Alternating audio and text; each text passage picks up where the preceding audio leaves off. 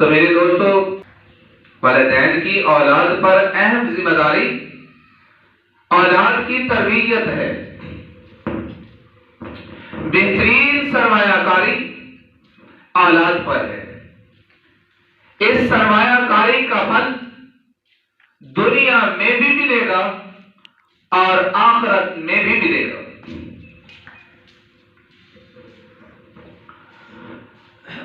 اولاد کی پرورش کیا ہے؟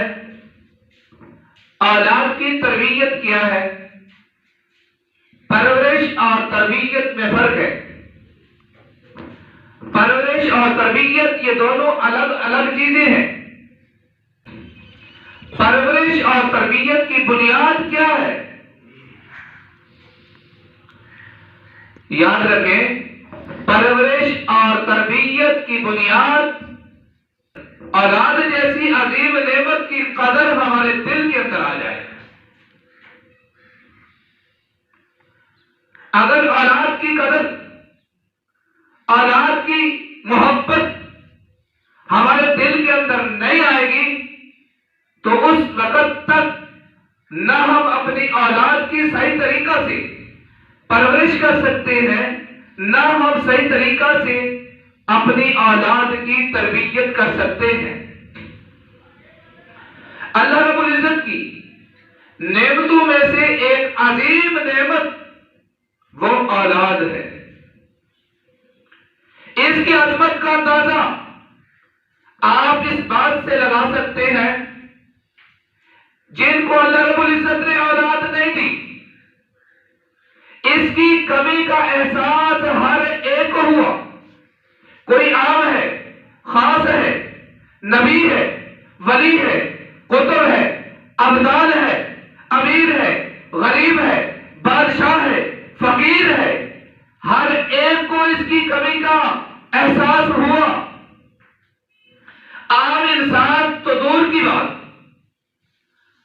انبیاء علیہ السلام جو اللہ کے مقرب تھے، دنیا کی ہر خواہشات، دنیا کی ہر لذت سے محفوظ تھے، ہر حال میں اللہ رب العزت کے شکر گزار تھے۔ ان انبیاء میں سے جن کو اللہ پاک نے اولاد نہیں دی، تو ان انبیاء کو بھی اولاد کی کمی کا احساس ہوا۔ تو انبیاء علیہ السلام نے اللہ کے سامنے دعوت پھیلا دیے، اللہ کے سامنے ہاتھ پھیلا دیے، یا اللہ ہمیں اولاد کی نعمت سے مالا مال فرما۔ حضرت ابراہیم علیہ السلام عرصہ دراز تک اللہ رب العزت نے ان کو اولاد نہیں دی، تسلسل کے ساتھ اللہ رب العزت سے اولاد مانگتے رہے۔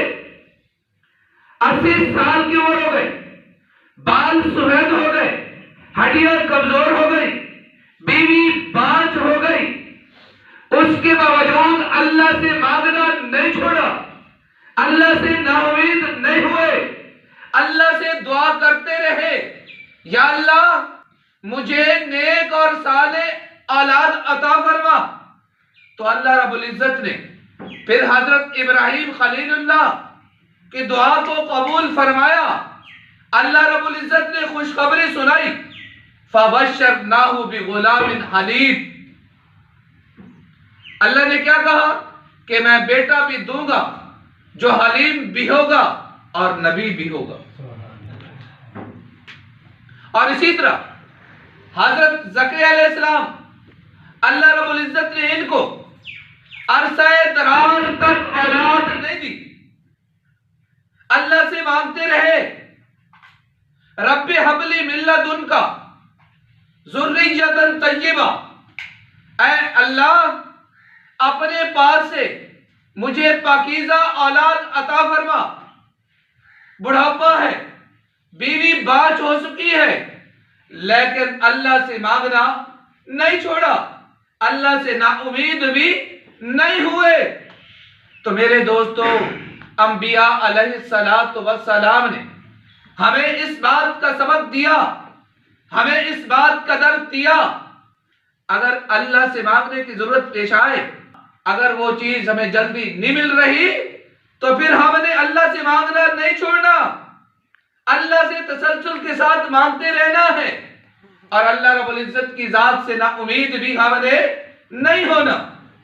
تو میرے دوستو، میں بات یہ عرض کر رہا تھا، اولاد کی کمی کا احساس ہر ایک کو ہوا۔ حضرت یعقوب علیہ السلام کو دیکھیے، حضرت یوسف علیہ السلام، اور اسی طرح حضرت بنیامین جب جدا ہوئے تو حضرت یعقوب علیہ السلام ان کی جدائی کی وجہ سے، ان کے غم کی وجہ سے اتنا روئے آنکھوں کی بینائی تک چلی گئی۔ تو اس سے کیا معلوم ہوتا ہے کہ حضرت یعقوب علیہ السلام کو اولاد کی کمی کا احساس ہوا۔ اس سے ذرا آگے بڑھتے ہیں، امام الانبیاء محمد عربی صلی اللہ علیہ وسلم کی نورینہ اولاد بچپنے میں چلی گئی۔ جب آخری بیٹا اس دنیا سے جانے لگا، اللہ رب العزت سے دعا کی، آنکھوں سے آنسو جاری ہیں، اپنے دامن پھیلا لیے، یا اللہ یہ آخری بیٹا بھی دنیا سے جا رہا ہے، یا اللہ اس کو تو بچا دے۔ مشرکین مکہ تانے دینا شروع ہو گئے کہ محمد کے جانے کے بعد محمد کا نسب ختم ہو جائے گا، محمد کا پیچھے نام لیوا نہیں ہوگا، محمد کا نام و نشان ختم ہو جائے گا۔ تو تیسرا بیٹا بھی چلا گیا، تو اللہ رب العزت نے اپنی محبوب کی تسلی کی خاطر سورۃ کوثر کو نازل فرمایا، اِنَّا أَعْطَيْنَاكَ الْكَوْثَرَ فَصَلِّ لِرَبِّكَ وَانْحَرْ إِنَّ شَانِئَكَ هُوَ الْأَبْتَرُ۔ میرے محبوب پریشان ہونے کی ضرورت نہیں، اگر نرینہ اولاد چلی گئی ہے، اس کے بدلے میں آپ کو آب کوثر عطا کروں گا، اس کے بدلے میں آپ کو آب کوثر عطا کروں گا۔ تو آگے اللہ نے کیا کہا، فَصَلِّ لِرَبِّكَ وَانْحَرْ، آپ کا کام کیا ہے، آپ نماز پڑھیے اور قربانی کیجئے، یعنی اللہ رب العزت کی طرف متوجہ ہوئیے۔ رہی یہ بات دشمن کا یہ تانا، آپ کا نام و نشان ختم ہو جائے گا، اِنَّ شَانِئَكَ هُوَ الْأَبْتَرُ، میں تمہارے دشمن کا نام و نشان ختم کر دوں گا۔ اے میرے محبوب، آپ کا نام رہتی دنیا تک باقی رہے گا۔ میں بات عرض کر رہا تھا، عام انسان سے لے کر انبیاء تک، حتیٰ کہ امام الانبیاء تک اولاد کی کمی کا احساس ان کو بھی ہوا۔ آپ خود اندازہ لگائیں، اولاد کی نعمت ایک بہت بڑی عظیم نعمت ہے۔ تو اللہ رب العزت نے جس کو اولاد عطا فرمائی، اس کو چاہیے سب سے پہلے اللہ رب العزت سے اس نعمت کا شکر ادا کرے، اس اولاد پر خوشی کا اظہار کرے، چاہے اللہ نے بیٹا دیا یا بیٹی دی، خوشی کا اظہار کرے، بلکہ بیٹی پر زیادہ خوشی کا اظہار کرنا چاہیے۔ کیوں؟ اللہ رب العزت نے بغیر استحقاق کے جنت پہ جانے کا راستہ ہمارے لیے ہموار کر دیا۔ حدیث پاک کے اندر آتا ہے، جس کو اللہ رب العزت نے بیٹیاں دی ہیں تو اس نے اچھے طریقہ سے اپنی بیٹیوں کی تربیت کر کے ان کو آگے بیاہ دیا، ان کی آگے شادی کر دی، تو اللہ کے نبی نے ارشاد فرمایا، ان کی یہ بیٹیاں کل قیامت کے دن اپنے ماں باپ کے لیے جنت کا ذریعہ بن جائے گی۔ تو میرے دوستو، اپنی بیٹیوں پر مایوسی کا اظہار کرنا یہ زمانہ جاہلیت کی رسم ہے، یہ مشرکانہ فعل ہے۔ کیوں؟ زمانہ جاہلیت کے اندر مشرکین مکہ اپنی بچیوں کو زندہ درگور کر دیتے تھے۔ جن کے یہاں بچی پیدا ہوتی ان کو ذلت کی نگاہ سے دیکھتے تھے، ان کو زندہ درگور کر دیتے تھے۔ جب آپ صلی اللہ علیہ وسلم آئے عورتوں کو عزت دی، مقام دیا، مرتبہ دیا، شانیں دی، عزتیں دی، رفعتیں دی، کسی کو ماں بنا دیا، کسی کو بیٹی بنا دیا، کسی کو بہن بنا دیا، کسی کو بیوی بنا دیا۔ آپ صلی اللہ علیہ وسلم کے آنے سے پہلے، اسلام کے آنے سے پہلے ماں، بیٹی، بہن، بیوی کا کوئی تصور نہ تھا۔ جیسا کہ ایک واقعہ مشہور ہے کہ ایک مرتبہ اللہ کے پیارے محبوب محمد عربی صلی اللہ علیہ وسلم واعظ فرما رہے تھے۔ ایک آدمی آپ صلی اللہ علیہ وسلم کی مجلس میں بیٹھا ہوا تھا، اس نے بچی کا ماتھا چوما۔ اللہ کے نبی کی نظر اس آدمی پر تھی۔ اللہ کے نبی نے پوچھ لیا یہ کون ہے؟ کہا کہ یہ میری بیٹی ہے۔ اللہ کے نبی نے کیا ارشاد فرمایا؟ کیا یہ بیٹی آپ کو پیاری لگتی ہے؟ کہا یا رسول اللہ، آپ کے آنے سے پہلے میں 7 بچیوں کو زندہ درگور کر چکا تھا۔ جب آپ نے بتایا بیٹی ماتھا چومنے کے لائق ہے، بیٹی ماتھا چومنے کے لائق ہے، زندہ درگور کیے جانے کے لائق نہیں، اس کے بعد میں نے اپنی بیٹیوں کو عزت دینا شروع کی ہے۔ تو میرے دوستو یاد رکھنا، اللہ کے پیارے محبوب محمد عربی صلی اللہ علیہ وسلم حضرت فاطمہ کے بارے میں کیا کہا کرتے تھے؟ یہ میرے جگر کا ایک ٹکڑا ہے۔ جب حضرت فاطمہ آپ صلی اللہ علیہ وسلم کے گھر تشریف لے آتی تو آپ صلی اللہ علیہ وسلم اس کے لیے کھڑے ہو جاتے تھے۔ ایک بار نہیں، بار بار کھڑے ہو جاتے تھے، کیونکہ حضرت فاطمہ کا گھر آپ صلی اللہ علیہ وسلم کے گھر کے قریب تھا۔ روزانہ حضرت فاطمہ کا آنا جانا تھا، بار بار آتی، بار بار اللہ کے نبی اپنی بیٹی کے لیے کھڑے ہو جاتے تھے۔ تمہیں اور ہمیں سمجھا دیا، اس دنیا کو بتلا دیا، بیٹی عزت کے لائق ہے، بیٹی زندہ درگور کے جانے کے لائق نہیں، بیٹی ماتھا چومنے کے لائق ہے، بیٹی زندہ درگور کے جانے کے لائق نہیں۔ ایک جگہ اللہ کے نبی نے ارشاد فرمایا بیٹی بیٹی ہوتی ہے، چاہے کافر کی بیٹی کیوں نہ ہو۔ تو میرے دوستو، اللہ کے نزدیک بھی عورت کا مقام اور مرتبہ بلند ہے۔ امی عائشہ رضی اللہ تعالیٰ عنہ ایک مرتبہ قافلے سے بچھڑ گئی، منافقین نے تہمت لگا دی، آپ صلی اللہ علیہ وسلم پریشان ہو گئے۔ تو آپ صلی اللہ علیہ وسلم نے ابو بکر صدیق کی بیٹی کو گھر بھیج دیا۔ جب امی عائشہ اپنے باپ ابو بکر صدیق کے گھر پہنچی تو ابو بکر صدیق دھاڑے مار کر رونے لگے۔ ان کو غم یہ تھا میری بیٹی بے قصور ہے، الزام لگانے والے جھوٹے ہیں، اگر میں جا کر محمد کو کہوں میری بیٹی بے قصور ہے، الزام لگانے والے جھوٹے ہیں، محمد کہیں گے شاید بیٹی کی سفارش کرنے کے لیے آ گئے ہیں۔ محمد کیا کہیں گے؟ شاید بیٹی کی سفارش کرنے کے لیے آ گئے۔ اللہ کے نبی صحابہ سے مشورہ لے رہے ہیں، ہر ایک صحابی مشورہ دے رہا ہے۔ ایک صحابی کا مشورہ یہ تھا کہ وحی کا انتظار کرے یا رسول اللہ۔ ایک صحابی نے یہ مشورہ دیا یا اللہ کے رسول عورتیں اور بھی کافی ہیں، اگر آپ مطمئن نہیں ہیں اور نکاح کر لو۔ کسی نے کچھ کہا، کسی نے کچھ کہا، باری آتی ہے حضرت عمر فاروق رضی اللہ تعالیٰ عنہ۔ اے عمر، آپ کی اس بارے میں کیا رائے ہے؟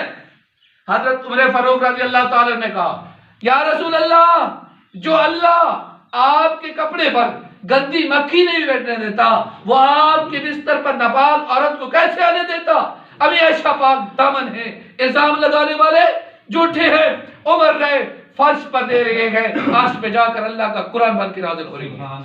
سبحان اللہ۔ 17 آیتیں اللہ رب العزت نے امی عائشہ کی پاک دامنی میں نازل فرمائی۔ آخری آیت کیا تھی؟ سبحانک ھذا بہتان عظیم، الزام لگانے والے جھوٹے ہیں، امی عائشہ پاک دامن ہے۔ سبحانک ھذا بہتان عظیم۔ میں بات یاد کر رہا تھا اللہ کی ہاں بھی عورت کا مقام اور مرتبہ بلند ہے۔ ایک اور جگہ امی عائشہ رضی اللہ تعالیٰ عنہا کا ہار گم ہو گیا۔ آپ صلی اللہ علیہ وسلم اور صحابہ سفر کے اندر تھے، راستے میں ہار گم ہو گیا تو آپ صلی اللہ علیہ وسلم نے خود اور صحابہ کو کہا کہ ہار تلاش کریں، ہار تلاش کریں۔ کافی دیر تک تلاش کرتے رہے، ہار نہیں ملا۔ کچھ لوگ حضرت ابو بکر صدیق کے پاس چل کر آئے، اے ابو بکر صدیق، تیری بیٹی کی وجہ سے سب کو مشکل کا سامنا کرنا پڑ رہا ہے۔ ابو بکر صدیق اپنی بیٹی پر غصے ہوئے، ناراضگی کا اظہار کیا۔ ہمیشہ کیا فرماتی ہیں آپ صلی اللہ علیہ وسلم؟ میری رات پہ سر رکھ کر سو رہے تھے، ابو بکر صدیق غصے سے میرے پاس آتے ہیں، جتنا مجھے کہہ سکتے تھے اس نے آ کر مجھے کہہ دیا، اور میری پیچھے آ کر میری کوکھ پر کچوکے مارنے لگے، کچوکے مارنا شروع کر دیے۔ تو آپ صلی اللہ علیہ وسلم کا سر میری گود مبارک کے اندر تھا، میں حرکت نہیں کر سکتی تھی، میں حرکت نہیں کر سکتی تھی۔ اس ساری کیفیت کو، اس ساری صورتحال کو اللہ رب العزت دیکھ رہے تھے۔ اللہ رب العزت نے اس موقع پر آیت تیمم نازل فرمائی۔ بیٹی ابو بکر صدیق کی ہے، زوجہ امام الانبیاء کی ہے، لیکن انتخاب خدا کا ہے۔ اے ابو بکر صدیق، اپنی بیٹی کو پریشان نہ کرو۔ اگر پانی نہیں ہے، نماز کا وقت ہو گیا ہے، اللہ رب العزت نے تیمم کا حکم نازل فرما دیا۔ اللہ رب العزت نے کیا کہا؟ اگر تمہارے پاس پانی نہیں ہے تو کیا کرو؟ تیمم کر کے نماز پڑھ لو۔ قرآن کیا کہتا ہے؟ فَإِن لَمْ تَجِدُوا مَاءً فَتَيَمَّمُوا صَعِيدًا طَيِّبًا۔ ہمیشہ کے لیے اللہ رب العزت نے تیمم کا حکم نازل فرما دیا۔ جب کبھی بھی آپ پانی نہ پاؤ تو کیا کر لو؟ تیمم کر لو۔ اللہ رب العزت نے اس امت پر امی عائشہ کی وجہ سے احسان کر دیا، اس مسئلے کو آسان کر دیا۔ تیمم کیا ہے؟ تیمم 2 ضربے ہیں، مٹی پر 2 ضربے لگانی ہیں۔ ایک ضرب ہم نے کیا کرنا ہے؟ ایک ضرب لگا کر اگر مٹی آئی ہے اس کو تھوڑا سا جھاڑ لیں، ایک ضرب ہم نے چہرے پر پھیرنی ہے۔ اس انداز کے اندر ہاتھ پھیرنا ہے، کوئی جگہ بال کے برابر ایسی نہ ہو جس پر ہاتھ نہ پھیرا۔ جتنا چہرہ دھونا فرض ہے تو اتنی مقدار میں کیا کرنا ہے؟ پہلی ضرب کے ساتھ ہم نے اپنے چہرے پہ ہاتھ پھیر لینا ہے، پھر ہم نے دوسری مرتبہ ضرب لگانی ہے، اور دوسری ضرب میں ہم نے کیا کرنا ہے؟ کوہنیوں سمیت کیا کر لینا ہے؟ اپنے بازو، دونوں بازو پر ہم نے ہاتھ پھیرنا ہے، کوئی جگہ ایسی نہ ہو جہاں پہ ہاتھ نہ پھرا ہو۔ یہ 2 ضربیں ہیں۔ تو ہم نے کیا کرنا ہے؟ جس وقت ہمیں پانی نہ ملے، ہم کسی ایسی جگہ پہ قرب و جوار میں کہیں پانی نہیں ہے، دور تک پانی نہیں ہے، تو ہم کیا کریں؟ وہاں پر تیمم کر کے نماز پڑھ سکتے ہیں۔ اگر آپ کے اوپر غسل فرض ہے تو اس کا بھی یہی طریقہ ہے، 2 ضربیں لگائیں، ایک ضرب چہرے پہ پھیریں، دوسری ضرب بازو پہ، آپ کا غسل بھی ہو جائے گا۔ اگر تمہارے پاس پانی نہیں، پہلے پانی کو تلاش کریں، آپ کو دور دراز تک پانی نہیں ملتا، پھر آپ تیمم کر کے نماز پڑھ لیں، یہ مسئلہ ہے۔ اسی طرح ہر ایسی عبادت جس کا قائم مقام موجود نہیں ہے تو اس میں آپ کیا کر سکتے ہیں؟ تیمم کر سکتے ہیں۔ جس عبادت کا قائم مقام موجود ہے تو اس میں آپ تیمم نہیں کر سکتے۔ نماز عید ہے، نماز عید کا کوئی قائم مقام موجود نہیں ہے، اگر آپ کے پاس پانی نہیں ہے، یا آپ کے پاس پانی تو ہے لیکن آپ کو پتہ ہے کہ اگر میں وضو کرتا ہوں تو میری عید کی نماز چلی جائے گی، تو پھر آپ کو وضو کرنے کی ضرورت نہیں، آپ 2 ضربیں لگائیں، جلدی جلدی ایک ضرب کیا کر کے اپنے چہرے پر پھیر دیں، دوسری ضرب لگائیں، اپنے کونیوں پر پھیر دیں، نماز کے اندر شریک ہو جائیں۔ اگر آپ کو دوسری جگہ نماز ملنے کی امید نہ ہو، آپ کو پتہ ہے لیٹ ہو گئے، اگر میں وضو میں مشغول ہوتا ہوں میری عید کی نماز چلی جائے گی، کہیں اور بھی نہیں ملے گی، آپ کو اس بات کی اجازت ہے کہ آپ تیمم کریں، شریک ہو جائیں۔ اسی طرح نماز جنازہ، آپ نے راستے کے اندر ہے، کسی کا دیکھا کوئی نماز جنازہ ہو رہی ہے، آپ کے پاس پانی نہیں ہے، آپ پریشان ہو گئے، یار ہمارے پاس پانی نہیں ہے، میرا تو وضو نہیں ہے، آپ اس کو ہرگز مت چھوڑیں اس جنازے کو، اس کے اندر شرکت کریں، 2 ضربے لگائیں، 1 ضرب چہرے پہ پھیریں، دوسری ضرب بازو پر پھیریں، تو کیا ہو جائے گی؟ آپ کا وضو ہو جائے گا۔ اور اسی طرح اگر ہم کہیں ایسے علاقے کے اندر ہیں، پہاڑوں کے اندر ہیں، وہاں پہ پانی نہیں ہے، یا پانی تو ہے وہاں پہ برف باری ہے، آپ کو اگر اس بات کا اندیشہ ہے، اس بات کا خطرہ ہے کہ اگر میں نے وضو کیا تو مجھے سردی ہلاک کر دے گی، برف ہے وہاں پہ، برف ہے، سردی شدید ہے، تو اس وقت بھی اب غسل آپ کے اوپر فرض ہوا ہے، تو اس وقت بھی آپ ضربیں لگا کر تو آپ کا اس سے غسل بھی ہو جائے گا، اور اسی طرح آپ نے نماز پڑھنی ہے تو وہاں پر کیا تیمم کر کے نماز بھی پڑھ سکتے ہیں۔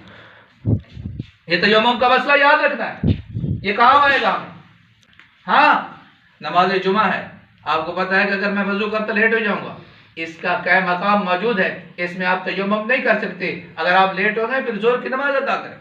اسی طرح وقتی نماز کا حکم بھی یہی ہے، اگر وقتی نماز آپ کو پتا ہے کہ میں وضو کرتا ہوں تو کیا کرتا ہے، امام سلام پھیر لے گا، تو اس عبادت کا بھی قائم مقام موجود ہے، تو اگر امام نے سلام پھیر دیا آپ اکیلے نماز پڑھ سکتے ہیں، تو ان عبادات میں ہم تیمم نہیں کر سکتے۔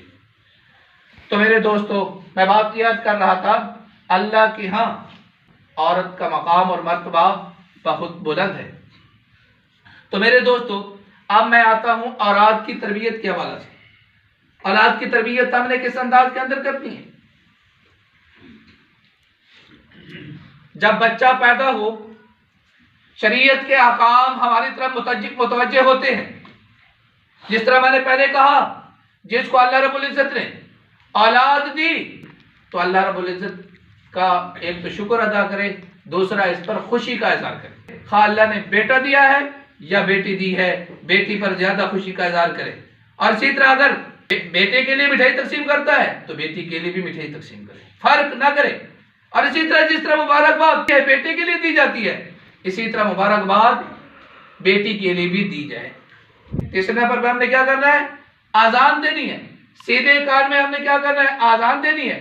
الٹے کان میں ہم نے کیا کہنی ہے؟ اقامت کہنی ہے۔ آزان اور اقامت باوضو ہو کر کہی جائے، اس کے کام قبلہ رخو کر دی جائے۔ چوتھے نمبر پر تہنیک، یہ ذرا سمجھیں، شاید پہلے نہ سنا ہو۔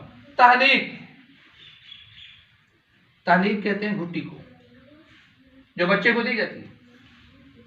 کوئی بزرگ آدمی سے، کوئی نیک مرد یا نیک آدمی ہے، اس کے منہ سے چبایا ہوا کوئی کھجور ہے یا کوئی اور میٹھی چیز اس بچے کے منہ میں دی جائے، کوئی شہد وغیرہ ہے وہ بچے کے منہ کے اندر دی جائے تاکہ بچے کو برکت حاصل ہو جائے، اس کو تہنیک کہتے ہیں۔ جب بچہ 7 دن کا ہو جائے، کچھ اور شریعت کے احکام متوجہ ہوتے ہیں۔ 7ویں دن ہم نے کیا کرنے ہیں؟ بچے کے بال مونڈنے ہیں۔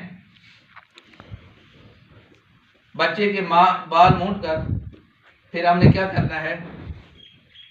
زعفران سے، بطور حکمت کی یہ بات بتلائی جاتی ہے، زعفران کو پانی کے اندر گھول کر اس بچے کے سر پر کیا دیا جائے؟ اس زعفران کا لیپ دیا جائے۔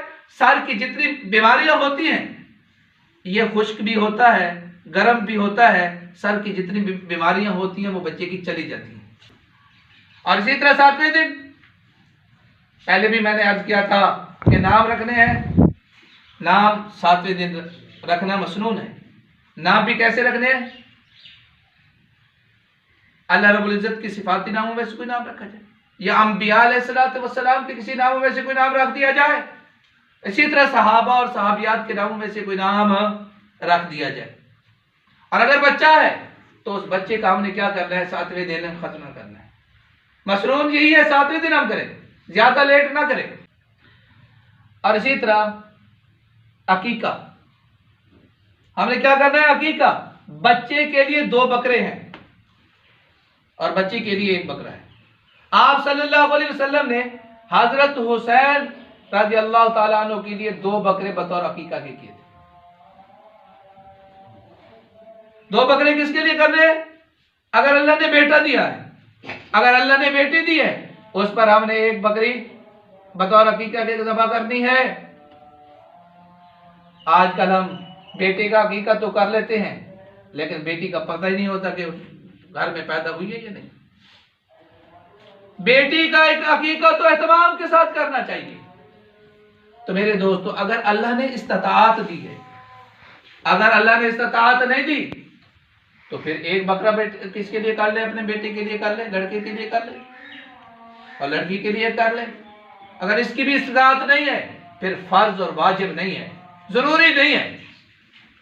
اگر اللہ نے استطاعت دی ہے، اللہ رب العزت نے کسی کو گنجائش دی ہے، وہ عقیقہ کر لے۔ اگر بڑا جانور ہے، اگر وہ آسانی سے لے سکتے ہیں تو 7 عقیقے اس بڑے جانور میں ہو سکتے ہیں۔ اسی طرح قربانی کا جانور ہے، قربانی کے جانور میں بھی آپ عقیقہ کا حصہ ڈال سکتے ہیں۔ تو میرے دوستو، بچے کے اندر برکت ہے، اس سے پیچھے نہ رہیں۔ ہم یہ کہیں کہ ہمارے اوپر فرض اور واجب تو ہے نہیں، نہ کریں۔ اس کے بہت بڑے فوائد ہیں، اس کے اثرات ہماری اولاد پر ہوں گے۔ تو ہم نے کیا کرنا ہے؟ بچے کا عقیقہ کرنا ہے۔ جب بچہ کیا ہو جائے، 7 سال کا ہو جائے، اس کو نماز سکھاؤ، اور اسی طرح بچہ جب 10 سال کا ہو جائے اس کو مار کے پڑھاؤ، تھوڑا سا ڈانٹ ڈپٹ کرو، اس پر توجہ دو۔ اب میں آتا ہوں اس بات کی طرف، پرورش کیا ہے، تربیت کیا ہے۔ آخری بات، پرورش یہ ہے اولاد کو اچھے طریقے سے کھلانا، اولاد کو اچھے طریقے سے پہنانا، اولاد کی دیکھ بھال کرنا، ان کی ضروریات کو پورا کرنا، ان کا علاج معالجہ کرنا، یہ بچے کی پرورش ہے۔ یہ تو ہر کوئی کرتا ہے، آپ اور ہم سب کر رہے ہیں، بچوں کی پرورش کر رہے ہیں، کھلا رہے ہیں، پلا رہے ہیں، جو ان کی ضرورت ہے، علاج معالجہ ہے، اس کو ہم پورا کر رہے ہیں۔ ایک ہے بچے کی تربیت۔ تربیت کیا ہے؟ تربیت کسے کہتے ہیں؟ تربیت کہتے ہیں کہ بچے کو ایسی چیز سکھلائی جائے، بچے کو ایسی چیز سکھلانا، ایسے اعمال بتلانا کہ بچہ دنیا اور آخرت میں کامیاب ہو جائے، کہ ہماری اولاد دنیا اور آخرت میں کامیاب ہو جائے، دنیا میں بھی سرخرو ہو جائے اور آخرت میں بھی سرخرو ہو جائے۔ اللہ اور اللہ کے رسول کی چاہت کے مطابق ان کو تعلیم دی جائے۔ تو میرے دوستو، جس طرح نماز، روزہ، حج، زکوٰۃ فرض ہے، اسی طرح اولاد کی تربیت ہمارے اوپر فرض ہے۔ آئیے قرآن کیا کہتا ہے؟ یا ایھا الذین آمنوا قوا انفسکم واہلیکم نارا، اے ایمان والو، تم اپنے آپ کو دوزخ سے بچاؤ اور اسی طرح اپنی اولاد اور اپنے آل کو دوزخ کی آگ سے بچاؤ۔ یہ امر کسی کے استعمال ہوتے ہیں، امر وجوب کے لیے آتا ہے۔ تو اس سے یہ بات معلوم ہوئی کہ اولاد کی تربیت ہمارے اوپر فرض ہے۔ اگر ہم اولاد کی تربیت کر رہے ہیں تو اس فرض کو ہم پورا کر رہے ہیں۔ اگر ہم اولاد کی تربیت نہیں کر رہے تو سمجھیں کہ ہم اس فرض کو پورا نہیں کر رہے۔ تو میرے دوستو، اگر ہم اولاد کی تربیت کر رہے ہیں تو ہم اپنے لیے بڑھاپے میں اپنی اولاد کو اپنے لیے سہارا بنا رہے ہیں۔ اگر ہم اپنی اولاد کی تربیت نہیں کر رہے تو اپنے گھر کے اندر سانپ اور بچھو پال رہے ہیں۔ جس طرح سانپ اور بچھو ڈنگ مارتے ہیں، تو اس سے بڑھ کر ہماری اولاد، ہماری بگڑی ہوئی اولاد، جب ہم بوڑھے ہو جائیں گے اس سانپ اور بچھو سے بھی زیادہ ہمیں تکلیف دے گی۔ تو پھر میرے دوستو ہم پچھتائیں گے، پھر پچھتانا بیکار ہوگا۔ جو ہم نے بویا ہے یہ قدرت کا قانون ہے، پھر ہم نے وہی کاٹنا ہے، یہ قدرت کا قانون ہے۔ تو میرے دوستو، اولاد سب سے پہلے اولاد کی تربیت کا احساس ہمارے دل میں آ جائے، اس فرض کو پورا کرنے کا احساس ہمارے دل میں آ جائے، ہم اس بات کا عزم کریں کہ ہم نے اپنی اولاد کی تربیت کرنی ہے۔ ہم اپنے اندر ایک سوچ پیدا کریں کہ ہم نے اپنی اولاد کی تربیت کرنی ہے، ہم نے اپنی اولاد کو غلط راستوں سے، غلط رسم و رواج سے بچانا ہے۔ تو میرے دوستو، ان کے لیے ایک تو تسلسل کے ساتھ دعا کرنی ہے۔ اللہ رب العزت نے دعا سکھلائی ہے، ربنا ہب لنا من ازواجنا وذریاتنا قرۃ اعین۔ اے اللہ، میری آل اور میری اولاد کو نیک بنا، قرۃ اعین، اور ان کو میری آنکھوں کے لیے ٹھنڈک بنا۔ جو دعا ہم مانگتے ہیں تو اس دعا کو اپنا حصہ بناؤ، یہ دعا تسلسل کے ساتھ مانگو اپنی اولاد کے لیے، اپنی اولاد کے لیے اس دعا کو تسلسل کے ساتھ مانگو۔ دوسری بات کہ ہم نے اپنی اولاد پہ نظر رکھنی ہے۔ جو یہ باہر کا ماحول پرفتن ماحول ہے، باہر کے اندر برائی ہے، ہم نے اس پہ نظر رکھنی ہے کہ ہم نے اس برے ماحول سے اپنی اولاد کو کس طرح بچانا ہے۔ ہم نے اس پر منصوبہ بندی کرنی ہے، ہم نے اس کے لیے طریقہ وضع کرنا ہے کہ ہم اس برے معاشرے کے اندر اپنی اولاد کو کس قدر بچا سکتے ہیں۔ جتنا ممکن ہو سکے اس برے معاشرے سے، اس برے ماحول سے کیا کریں، ہم اپنی اولاد کو بچائیں۔ سوشل میڈیا، موبائل کا استعمال تو میرے دوستو یہ ظاہر قاتل ہے۔ والدین دیکھتے ہیں ان کے لیے بھی جو غلط استعمال کرتے ہیں، غلط چیزیں موبائل کے اندر آ جاتی ہیں۔ اس کو میں مثال دے کر سمجھاتا ہوں۔ کوئی ایسا ماں باپ ہے تو اس گنجان جنگل میں جہاں پہ بھیڑیے رہتے ہیں، کوئی اپنی اولاد کو اس جنگل میں بھیجے۔ کوئی آدمی اپنی اولاد کو ایسے گنجان جنگل میں جہاں پہ بھیڑیے رہتے ہو ہرگز بھیجنے کے لیے تیار نہیں ہے۔ تو میرے دوستو پھر یاد رکھنا، جو اس موبائل کے اندر ان درندوں سے بڑھ کر، جو جنگل کے اندر درندے رہ رہے ہیں، جو بھیڑیے رہ رہے ہیں، ان درندوں سے بڑھ کر ہمارے موبائل کے اندر وہ لوگ بیٹھے ہیں جو ہمارے ایمان کے ڈاکو ہیں، جو ہمارے ایمان کے ڈاکو ہیں۔ تو میرے دوستو اس سے ہماری اولاد کی تربیت بگڑ جائے گی، وہ ہمارے قابو میں نہیں آئیں گے، ان کا دماغ اغوا ہو جائے گا۔ وہ آپ کے پاس بیٹھے ہوں گے، آپ کے پاس بیٹھے ہیں لیکن ان کا دھیان کہیں اور ہوگا۔ آپ ان کو سمجھا رہے ہیں لیکن اس بچے کے اندر کبھی بھی یکسوئی نہیں آئے گی۔ آپ بات کہیں گے اس کو سمجھ نہیں ہے، باپ کیا کہہ رہا ہے، ماں کیا کہہ رہی ہے۔ تو میرے دوستو خدا را اپنی اولاد کو سوشل میڈیا سے بچائیں، اس موبائل سے بچائیں۔ اگر آپ چاہتے ہیں کہ ہماری اولاد ہمارے لیے جنت کا ذریعہ بن جائے، خود بھی جنت میں جانے والی بن جائے، تو اس بلا سے ہم نے اس کی کیا کرنی ہے، حفاظت کرنی ہے۔ تو میرے دوستو اولاد کی بنیادی تربیت گھر کا ماحول ہے، اولاد کی بنیادی تربیت گھر کا ماحول ہے۔ سب سے پہلے ہم نے یہ دیکھنا ہے کہ ہمارے گھر کا ماحول کیسا ہے۔ اذان ہوتی ہے، کیا ہم خود نماز پڑھنے کے لیے جاتے ہیں؟ کیا ہمارے گھر کے اندر بڑوں کا ادب و احترام ہوتا ہے؟ کیا ہمارے گھر کے اندر چھوٹوں پر شفقت ہوتی ہے؟ ہمارے گھر کے اندر کھانا کیسا ہے؟ ہمارے گھر کے اندر پینا کیسا ہے؟ معاملات کیسے ہیں؟ معاشرت کیسی ہے؟ اٹھنا بیٹھنا سونا جاگنا کیسا ہے؟ کیا ہمارا اٹھنا بیٹھنا نبی کی شریعت کے مطابق ہے؟ اگر ہمارے یہ سارے کام نبی کی شریعت کے مطابق ہیں، اللہ رب العزت کا شکریہ ادا کریں، سبحان اللہ کہیں۔ اگر یہ ساری چیزیں ہمارے گھر کے اندر نہیں ہیں، اپنے گھر کے ماحول کو توجہ دیں۔ میں نے جس طرح پہلے کہا تھا، بچہ دیکھتا زیادہ ہے، سنتا کم ہے۔ بچہ دیکھتا زیادہ ہے، سنتا کم ہے۔ بچے پر دیکھی ہوئی جو بات دیکھی ہوتی ہے اس کا اثر زیادہ لیتا ہے، جو سنی ہوتی ہے اس کا اثر کم لیتا ہے۔ اگر ہم خود نماز نہیں پڑھتے، ہمارے گھر کا ماحول ٹھیک نہیں ہے، جب اذان ہوتی ہے ہم ٹی وی پہ بیٹھے ہیں، باپ بھی ٹی وی پہ بیٹھا ہے، ماں بھی ٹی وی پہ بیٹھی ہے، بیٹے کو کہتے ہیں بیٹا نماز پڑھ کے آ، تو میرے دوستو بیٹے کو یہ کہنا، بیٹے کو نصیحت کرنا بیکار جائے گا۔ اس نے جب یہ دیکھنا ہے میرا نہ باپ جاتا ہے نماز کے لیے ہے، نہ ماں ہماری نماز پڑھتی ہے، نہ ہماری بہنیں نماز پڑھتی ہیں، ہمیں کہا جا رہا ہے جاؤ مسجد میں نماز پڑھ کر آؤ۔ سب سے پہلے ہم نے کیا کرنا ہے، اپنے گھر کے ماحول کو درست کرنا ہے۔ اور اسی طرح ماں باپ آپس کے اندر حسن سلوک کو برقرار رکھیں، آپس کے اندر اتفاق اور اتحاد ہو۔ اگر آپس کے اندر ناچاکیاں ہوں گی تو اس پر اولاد کے برے اثرات مرتب ہوں گے۔ ماں کو چاہیے औलाद के सामने अपने बाप को इज्जत दे। बाप को चाहिए अपनी औलाद के सामने अपनी माँ को इज्जत दे, गालियां मत निकाले। बाहर के माहौल से इधर उधर तंग होके जाता है, जाके क्या ऐसी तैसी भेज देता है, इसके बुरे असरात हमारे बच्चों पे पड़ते हैं।